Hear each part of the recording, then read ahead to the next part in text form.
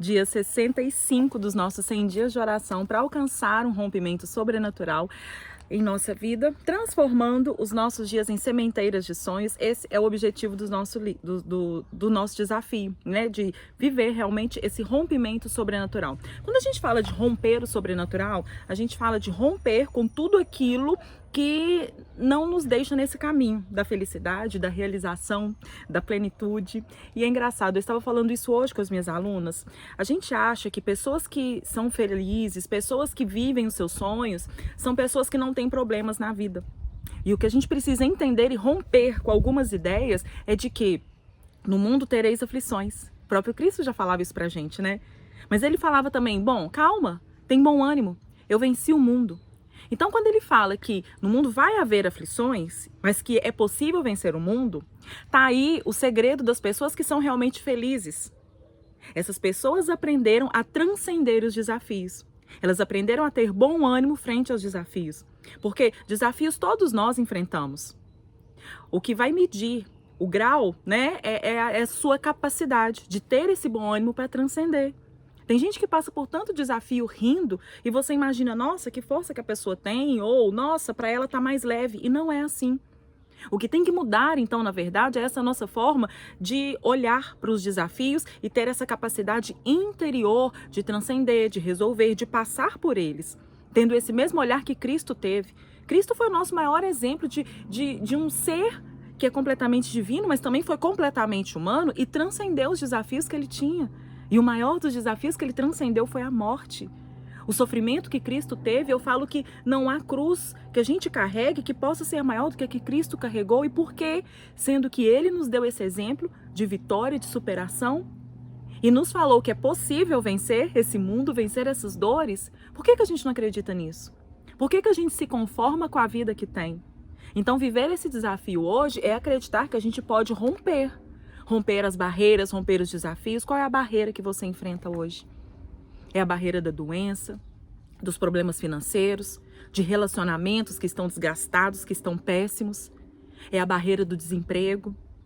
Então, seja o que for que você precisa romper, eu quero hoje te dar essa palavra de bom ânimo. É possível a gente ter bom ânimo e romper com tudo aquilo que a gente pode ter. Romper com tudo aquilo que nos impede de ter essa vida mais feliz, de realizar os nossos sonhos.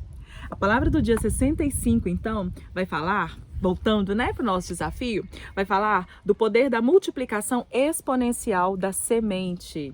E está lá em Eclesiastes 11:6. Pela manhã, semeia a tua semente, e à tarde não retires a tua mão, porque tu não sabes qual prosperará. Se esta, se aquela ou se ambas serão igualmente boas. Eu vou repetir porque eu li meio desordenado, né? Pela manhã, semeia a tua semente. E à tarde, não retires a tua mão, porque tu não sabes qual prosperará. Se esta, se aquela ou se ambas serão igualmente boas.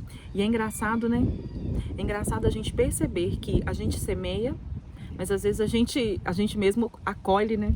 A gente não tem certeza, eu acho que ele não ficou bom, deixa eu ir lá tirar e colocar essa semente em outro lugar.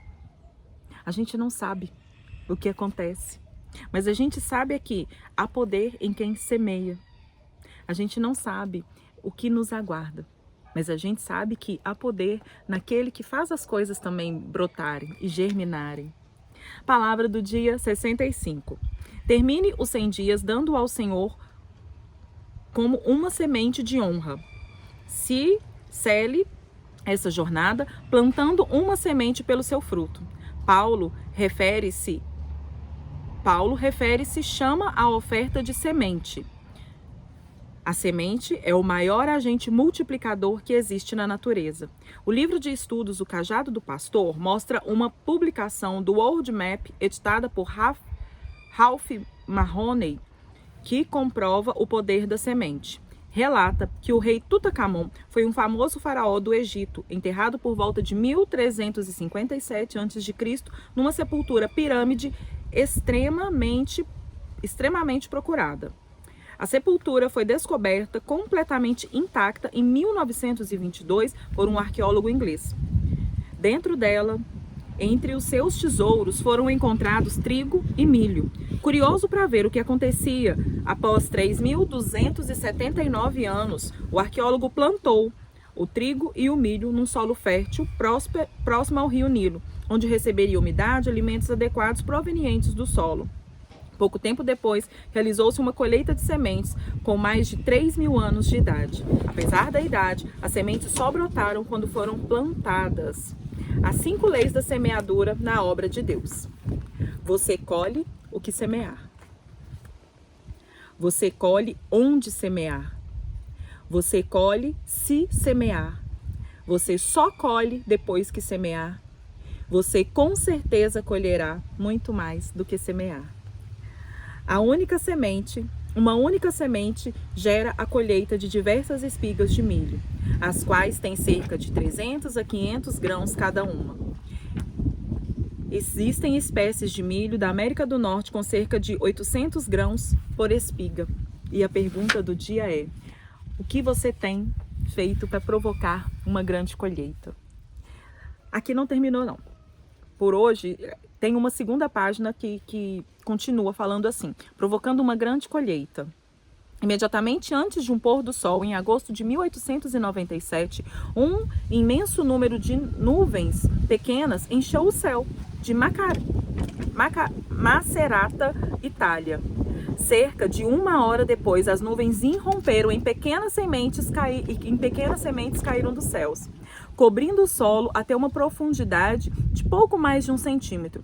Muitas sementes já tinham começado a germinar, e todas eram de uma linda árvore, onde é encontrada no Oriente Médio e na Ásia. Trata-se de um fenômeno da natureza.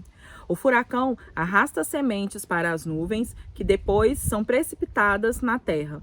Naquele dia, as chuvas derramaram sementes germinadas sobre a terra, como uma grande colheita celestial. João 6:3 fala do milagre da multiplicação dos pães e dos peixes, a partir da oferta de um garoto a Jesus. Esse caso revela como você pode provocar uma grande colheita financeira. 1.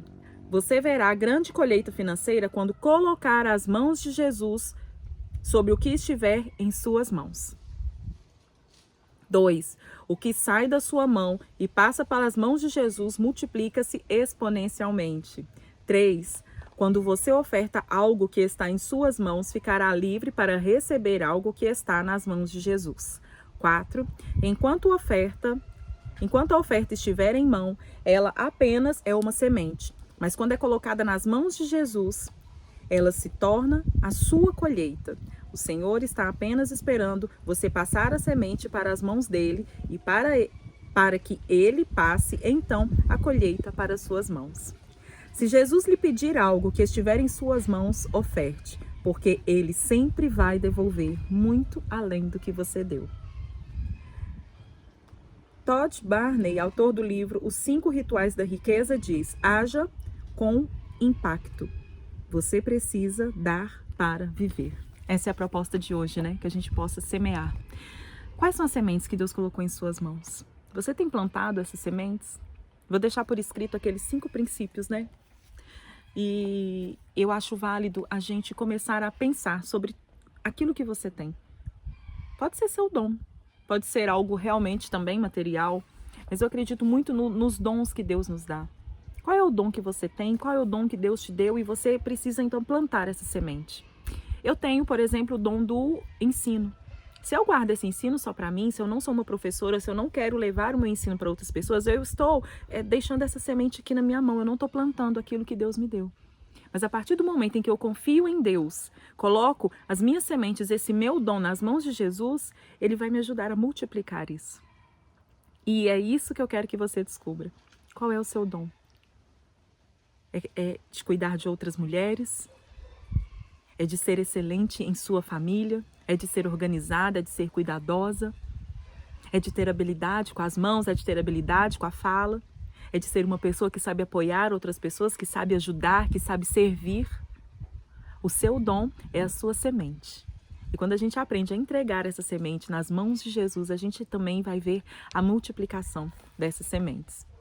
Eu sei que foi muita informação. Veja e reveja esse capítulo quantas vezes forem necessários, mas uma coisa eu tenho certeza. Aquela palavra que é para o seu coração vai ficar gravada e marcada aí. E eu tenho certeza que ela vai multiplicar. Bora pro dia 66.